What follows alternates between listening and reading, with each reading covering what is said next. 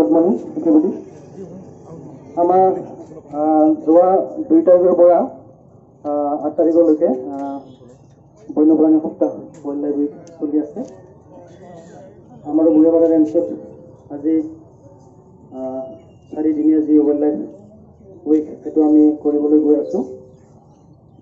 আজি আমি বুঢ়াপাৰা আমাৰ ৰূপহী চকৰ পৰা আমি বুঢ়াপাৰা ৰেঞ্জলৈকে আমি ৰেলী কৰি যাম। আমাৰ আজি যি ৰেলী হ'ব এই ৰেলীটো আমাৰ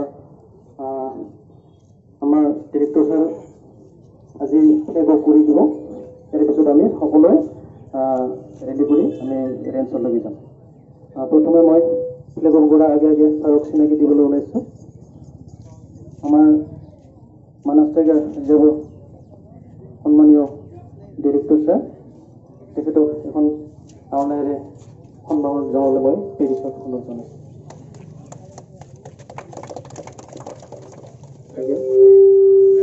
ফ্লেগ অফ কৰাৰ কাৰণে এইটো ছাৰৰ হাতত দি দিব। এই চেগতে ছাৰক আজি কিহৰ কাৰণে ৰেলীটো কৰা হ'ল এইটো দুআষাৰ কৰাৰ কাৰণে মই ছাৰক অনুৰোধ জনাইছোঁ। সকলোৱে ইয়াতে একত্ৰিত হৈছোঁ।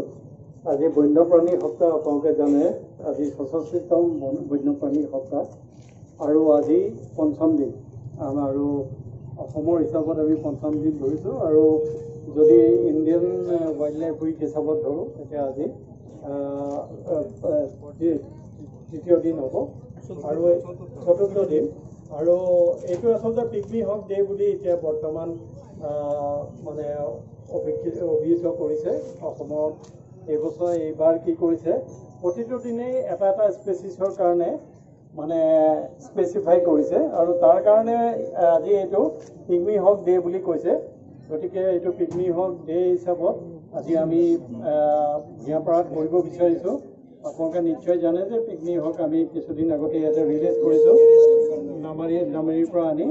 গতিকে আজি এই বন্যপ্ৰাণী সপ্তাহৰ আমি শোভাযাত্ৰা ওলাব বিচাৰিছোঁ আৰু মই ভাবোঁ এই শোভাযাত্ৰাৰ পৰা এই ইয়াতে থকা যিমান লোক আছে আমাৰ ৰূপহী অঞ্চলৰ সকলোৱে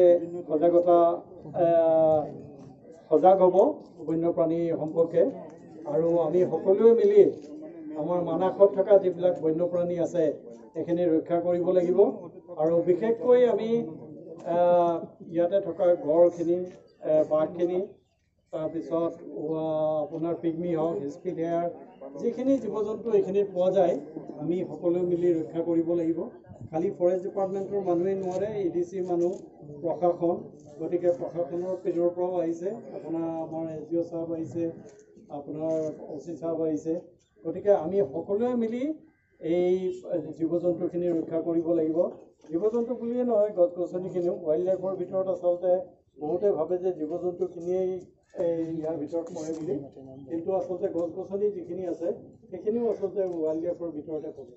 গতিকে ৱাইল্ড লাইফ বুলি ক'লে এই সকলোবোৰ ধৰিয়ে ৱাইল্ড লাইফ হয়। গতিকে মই ভাবোঁ যে আজি এই শুভ মুহূৰ্তত, শুভ দিনত এই শোভাযাত্ৰাটোৱে সকলোকে সজাগ কৰিব বন্যপ্ৰাণী সম্পৰ্কে। আৰু আমি গৈ ভূঞাপাৰাত সকলোৱে একত্ৰিত হ'ম আৰু আজি এই সজাগতা সভাখন আকৌ তাতে অনুষ্ঠিত কৰি সকলোকে আমি বন্যপ্ৰাণী ৰক্ষাৰ কাৰণে আহ্বান জনাম। এইখিনি কৈ মোৰ বক্তব্য সামৰণি মাৰিছোঁ।